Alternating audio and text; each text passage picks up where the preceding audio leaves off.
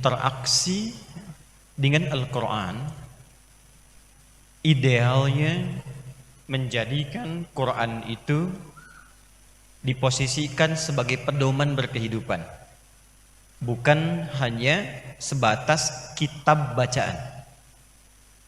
Memang pembedanya karena Al-Quran itu mukjizat, dan diantara ayat yang menunjukkan kebenaran dan pengangkatan Nabi Muhammad SAW sebagai Rasul, maka setiap huruf dari bacaannya mengandung nilai ibadah dan punya poin pahala. Setiap hurufnya 10 kebaikan. Man qara'a harfan min kitabillahi falahu asyru hasanat. Siapa yang membaca satu huruf dari kitabullah Al-Quran, maka mendapatkan langsung dari Allah balasan 10 kebaikan. Tapi membaca itu, cara berpikirnya adalah pintu untuk memahami. Karena dalam setiap bacaan itu bisa baca untuk tahu isi.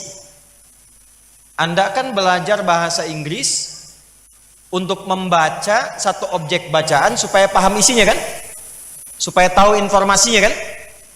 Jadi perintah Iqra itu gerbang pertamanya. Supaya kita bisa meningkatkan kemampuan kita untuk membaca. Tapi setelah bisa baca, jangan cukupkan sampai di situ. Karena nanti diksi ayatnya berubah dari Iqra menjadi Utslu. Jadi kalau Iqra itu qiraah, membaca secara umum, tapi tidak menuntut pemahaman dari yang dibaca. Tapi kalau Utslu, tilawah, membaca, memahami yang dibaca, dan mengamalkan apa yang dipahami itu. Nah, posisikan Al-Quran itu sebagai panduan kehidupan, hudan.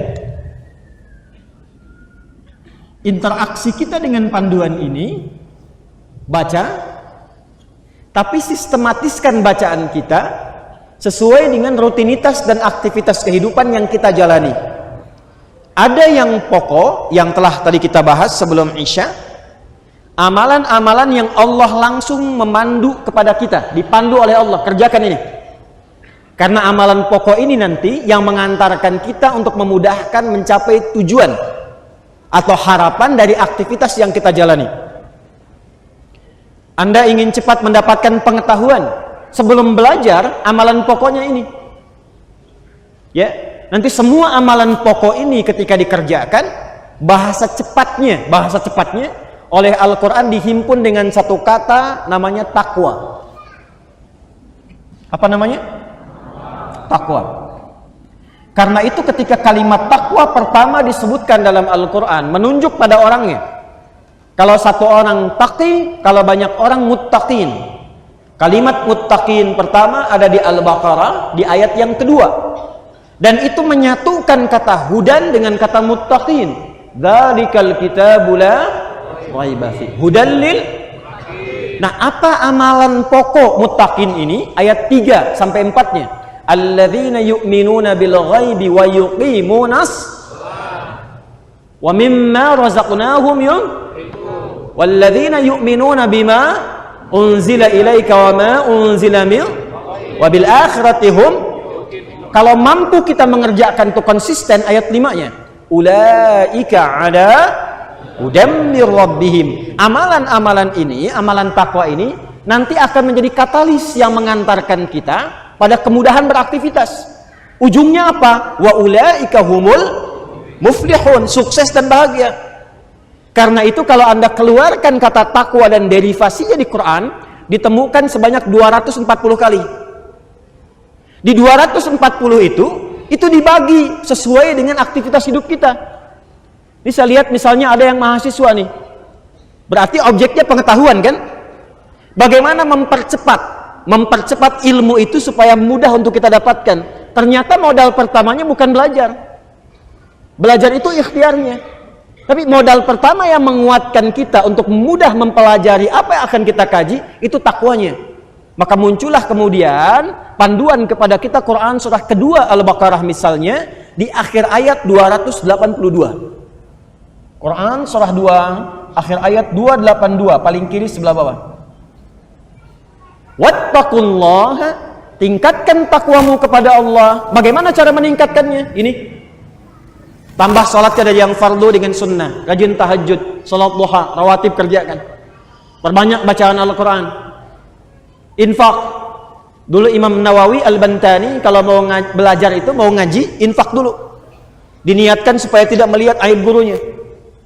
Maka apa yang terjadi? Wattaqullaha, tingkatkan takwamu kepada Allah, wa yu'allimukumullah. Maka Allah akan mempercepat mengajarkan kepada Anda pengetahuan-pengetahuan yang ingin Anda raih. Dan itu pasti sifatnya, karena Allah yang menyampaikan. Demikian yang lainnya. Jika Anda ingin beraktivitas berdagang misalnya, ya, berniaga, keluarkan ayat-ayat niaga. Anda apa profesinya? Keluarkan ayatnya, lihat detailnya dalam hadis. Dari mana menemukan detail di hadis? Di kitab hadis. Makanya ngaji hadis itu bukan sekedar begini, ini Sahih Al-Bukhari, ini Sahih Muslim, ini yang paling sahih. Tidak begitu caranya. Para ulama itu sudah menyusun kitab hadis berdasarkan klasifikasi kehidupan kita. Kalau Anda membutuhkan bimbingan komprehensif setiap tematik, maka larinya kemana? Namanya kitab Jami'. Jami' itu yang paling populer apa misalnya? Namanya Sahih Al-Bukhari, Sahih Muslim, itu kitab Jami'. Jami' itu artinya yang menghimpun tema-tema kehidupan secara umum. Karena itu di Sahih Al-Bukhari ada 97 tema. 97 topik. Karenanya disebut kitab Jami'. Al-Jami' As-Sahih Al-Musnad Al-Mukhtasar min umuri Rasulillah sallallahu alaihi wasallam wa sunanihi wa ayyamihi. Itu nama aslinya Sahih Al-Bukhari. Coba ulangi. Al-Jami' As-Sahih Al-Musnad Al-Mukhtasar. Kitab ini isinya komprehensif, berisi banyak tema. Tema-temanya, panduannya tersambung kepada Nabi. Saya tampilkan dengan singkat, berisi kegiatan Nabi, hariannya Nabi, dan kegiatan Nabi selama 24 jam. Yang bisa dikumpulkan oleh Al-Imam Al-Bukhari. Maka di balik tema itu ada 97 nanti. Tema tentang meningkatkan iman, kan suka banyak nanya tuh. Bagaimana cara menaikkan iman, dan bagaimana menjaga supaya nggak turun, supaya nggak malas ibadah. Maka topik yang kedua namanya Kitabul Iman, 57 hadis. Saya mau ngaji ayat-ayat tentang meningkatkan ilmu. Mana hadisnya?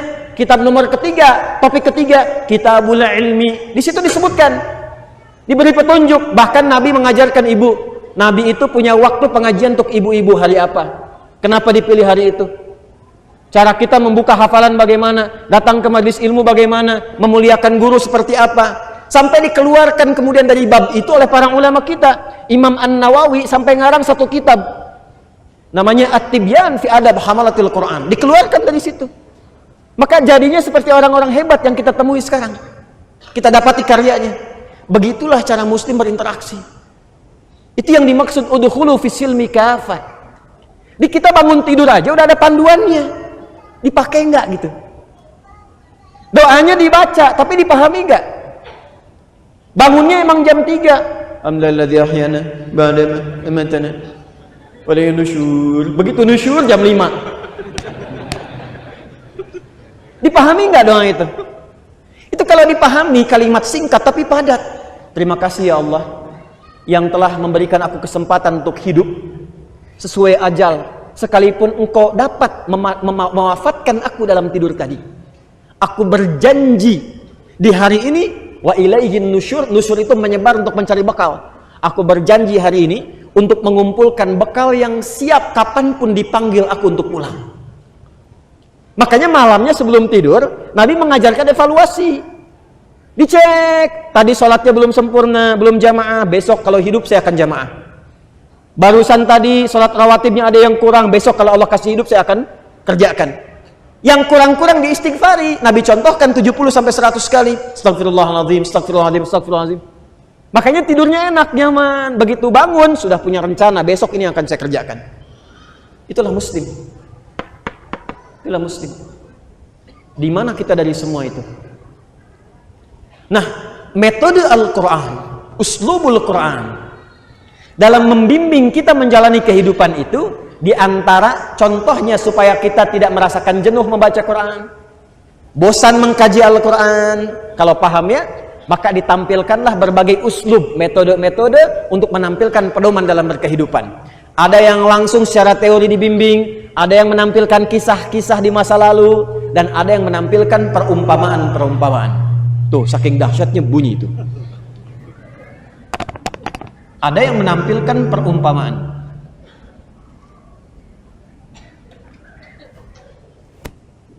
Pernah temukan kisah-kisah dalam Al-Quran? Kisah Nabi Musa ya, kisah Nabi Isa, Nabi Ibrahim, Nabi Ayyub, Nabi Yunus. Nah itu bukan cerita-cerita menjadi dongeng yang kita dengar, bukan. Itu ada inspirasinya.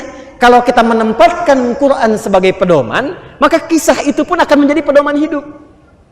Karena itu kalau Anda ngaji Quran, kita akan selalu temukan di ujungnya, rata-rata ayatnya akan menegaskan di ujung ayatnya, inilah inspirasi untuk kita yang hidup sekarang. Kalau Anda mengerjakan hal yang sama, Anda pun akan mendapatkan karunia yang serupa. Contoh, Nabi Ayub kan ujiannya apa? Sakit ya, sakitnya kan tidak biasa. Belum pernah dialami orang sebelumnya, tidak dirasakan oleh orang setelahnya. Tapi ketika beliau melakukan amalan, berdoa dan berzikir kepada Allah, maka apa yang disampaikan oleh Allah? Turun Quran surah ke-21 Al-Anbiya ayat 83 sampai 84. Nabi sallallahu alaihi wasallam sedang sakit, maka turun inspirasi. Ini loh, Ayub dulu pernah sakit, amalannya begini. Engkau kerjakan ini, engkau diberikan kesembuhan yang sama seperti Ayub. Tapi bukan hanya pada Nabi saja, sampaikan pada umatmu, karena Rasulullah itu diberikan tugas berkehidupan sebagai contoh untuk kita.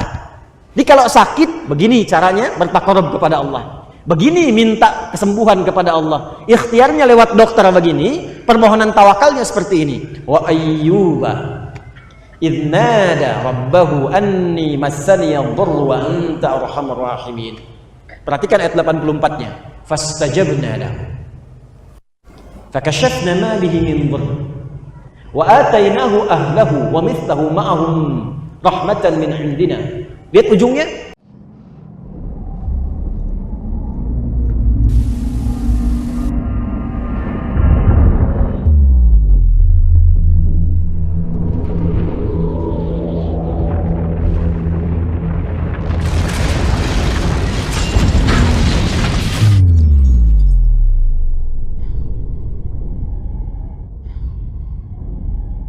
Wa dzikra lil abidi.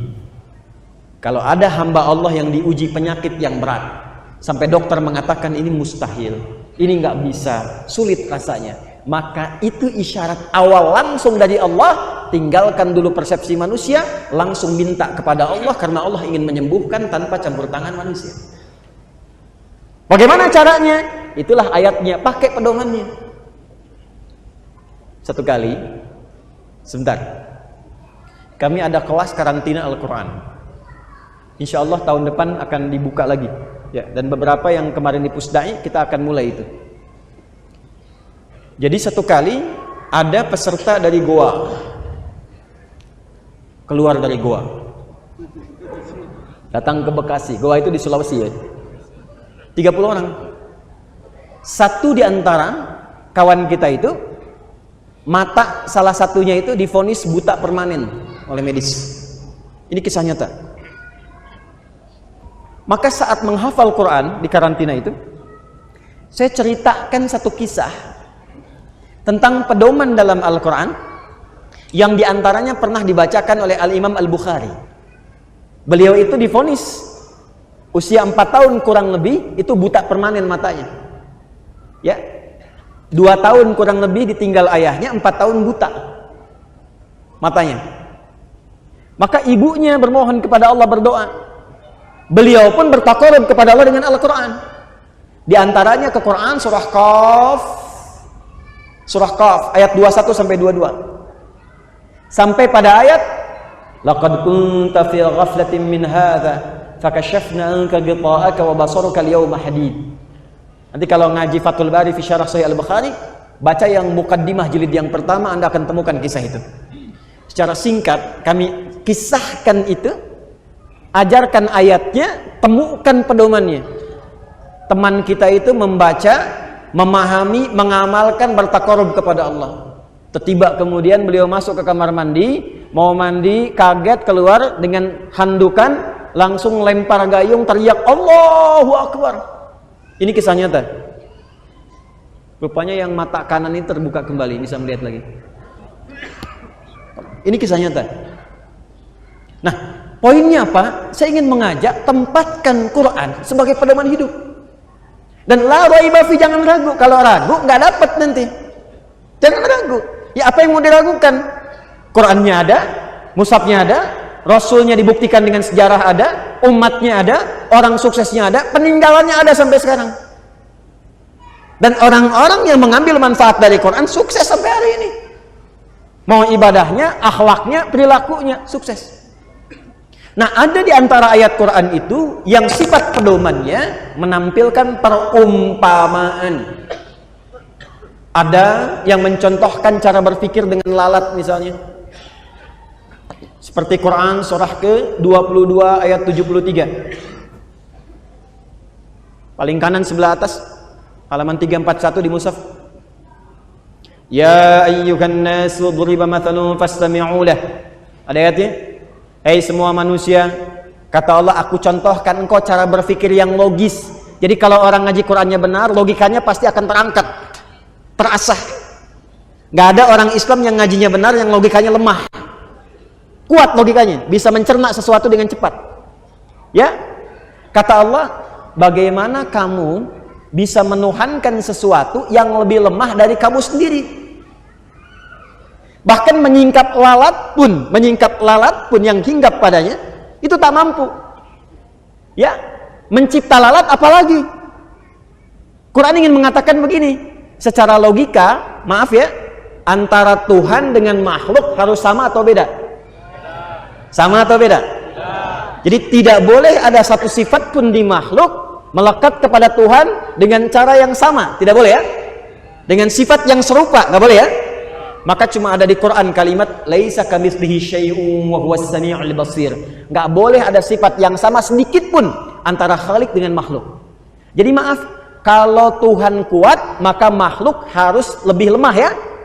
Enggak boleh kan makhluk lebih kuat daripada Tuhan? Halo? Harus beda ya? Baik. Kalau Tuhannya misalnya, maaf, kalau manusia berpasangan, maka Tuhan berpasangan tidak? Tidak. Kenapa? Karena harus beda. Kalau sama, berarti ada potensi makhluk bisa menjadi Tuhan. Jelas? Kalau manusia melahirkan, Tuhan boleh melahirkan? Kalau manusia dilahirkan, Tuhan boleh hasil kelahiran? Tidak, karena harus beda. Kalau sama, berarti ada potensi makhluk jadi Tuhan. Nah, di antara logika ayat ini, kalau manusianya itu punya kekuatan, maka Tuhan harus lebih kuat. Nggak boleh yang dipertuhankan lebih lemah dibandingkan makhluknya. Contohnya bagaimana? Kok bisa kata Allah? Ini di era Nabi ya, jangan dibawa ke suasana sekarang ya. Saya contoh di era Nabi. Ada yang menyembah patung, patungnya dibikin sendiri. Jadi yang bikin patung kok bisa menyembah yang dibikinnya? Bayang nggak? Ini kata Quran lebih nggak masuk akal lagi.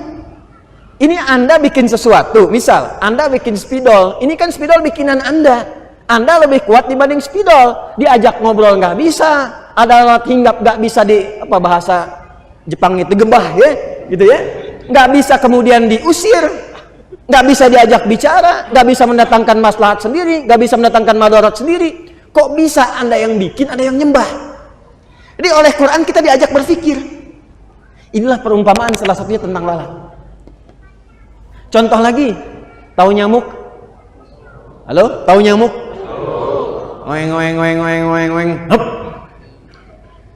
Kumpul sedot, udah banyak darahnya disedot, apa yang terjadi? Mati. Kata Quran, ada orang itu yang seperti nyamuk hidupnya. Berangkat gelap, pulang gelap. Oeng oeng oeng oeng oeng, kerja lagi, kumpulin makan, mati. Ada yang begitu? Sholat nggak dikerjakan, ngaji nggak pernah, puasa nggak pernah, pokoknya kerja, berangkat gelap, weng, kerja, capek makan, capek minum, pakai pakaian, mati. Ada yang begitu? Maka turunlah perumpamaan tentang nyamuk. Jangan seperti nyamuk. yang hidupnya hanya menyedot darah ditampilkan. Cari untuk kenyang saja, setelah itu mati, nggak punya persiapan bekal selanjutnya. Anda manusia, Anda bukan hewan. Bedanya hewan dengan manusia, manusia punya akal sehingga dengan akalnya bisa merencanakan visi jangka panjang. Hewan tidak begitu. Halo, jelas? Tahu unta? Yang benar. Tahu unta? Kakinya berapa? 4. Berarti belum tahu unta. Tahu unta? Kakinya berapa? 4. Belum tahu unta. Terakhir, tahu unta? Kakinya berapa? Kok jadi 2? Berarti betul-betul nggak tahu unta.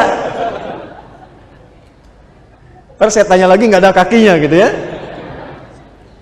Makanya kenapa ada perumpamaan tentang unta? Dan menariknya begini, ketika diminta meriset unta, kalimatnya ibil.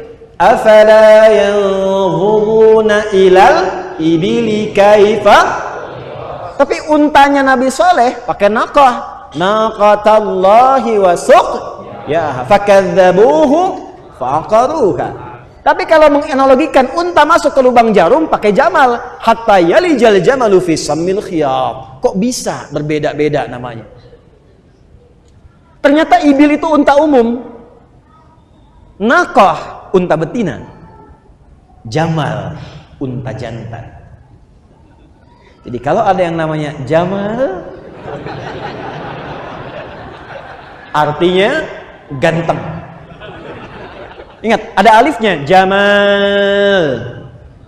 Itu artinya ganteng, indah. Tapi kalau pendek, jamalun, unta jantan. Hati-hati kalau umrah ya. Misalnya Anda namanya Jamal, umrah ditulis di visanya pendek, Jamalun.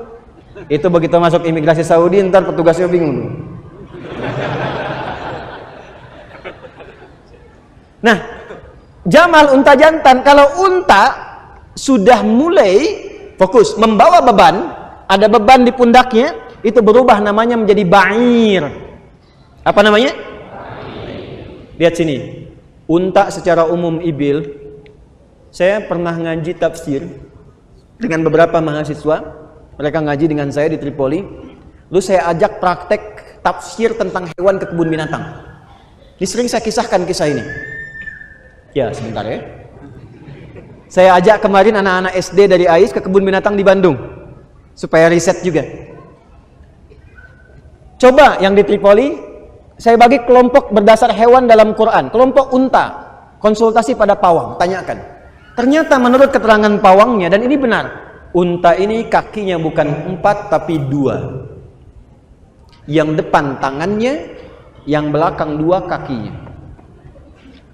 Menariknya, satu, kaitan dengan kaki ini riset. Kaitan dengan kaki, kalau dia tidak membawa beban, maka kalau dia ingin duduk, apa yang dia lakukan? Dia akan mendahulukan yang depannya dulu. Seperti ini. Baru kemudian yang belakang kakinya.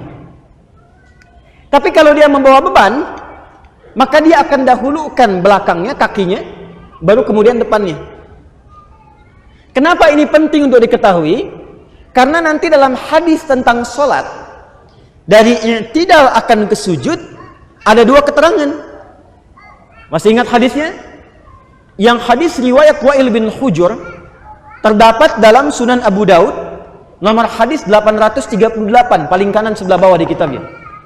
Nabi menyampaikan, "Au kama qala Rasulullah sallallahu alaihi wasallam, idza sajadta fala tasjud kama yabrukul ibil." Kalau Anda ingin sujud, maka jangan sujud seperti duduknya unta. Falyadha rukbatayhi qabla yadayhi, maka dahulukan lututnya sebelum telapak tangannya. Kalau Anda baca hadis ini, maka yang didahulukan lutut, bukan telapak tangan.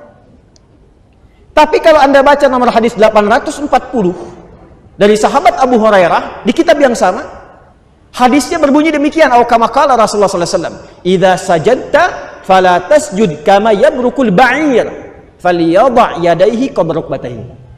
Kalau Anda mau sujud, jangan sujud seperti duduknya unta. Problemnya terjemahan, sama-sama unta. Padahal lafaz hadisnya beda. Maka dahulukan telapak tanganmu sebelum lututmu.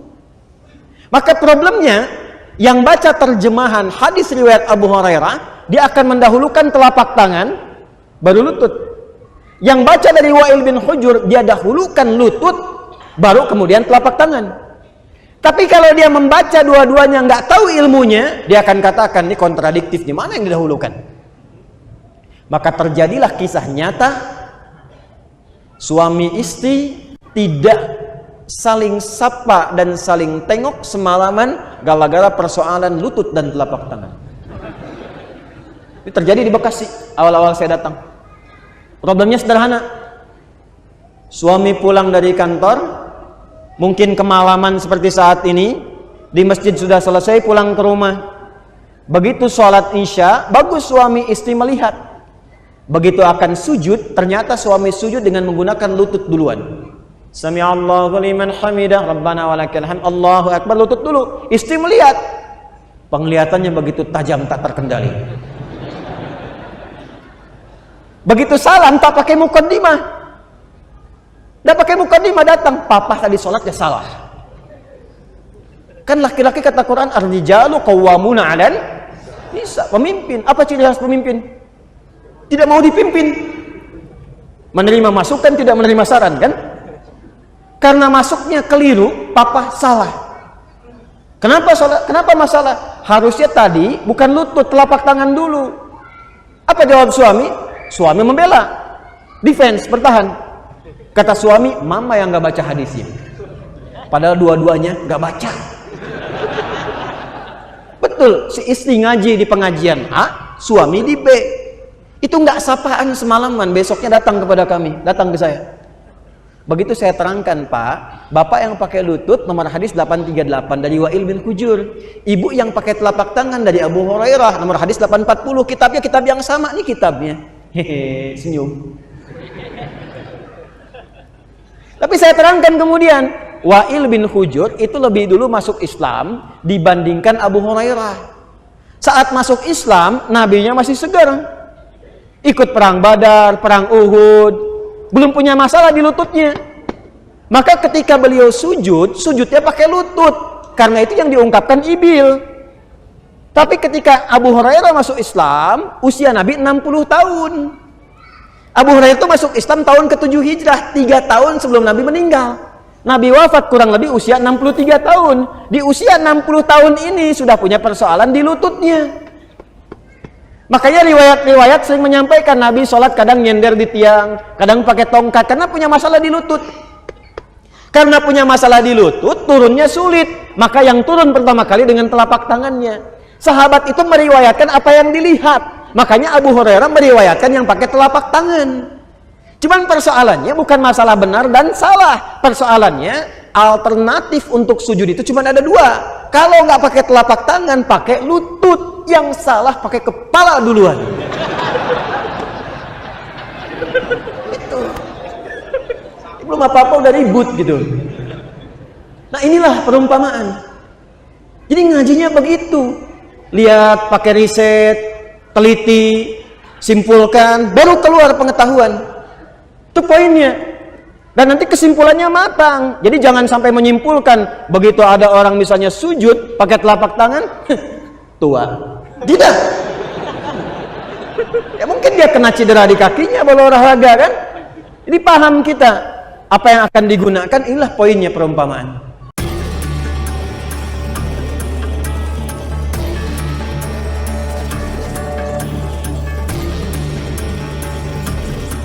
Ceramah Ustadz Adi Hidayat mengajak kita menjadikan Al-Quran sebagai pedoman hidup, bukan sekadar bacaan.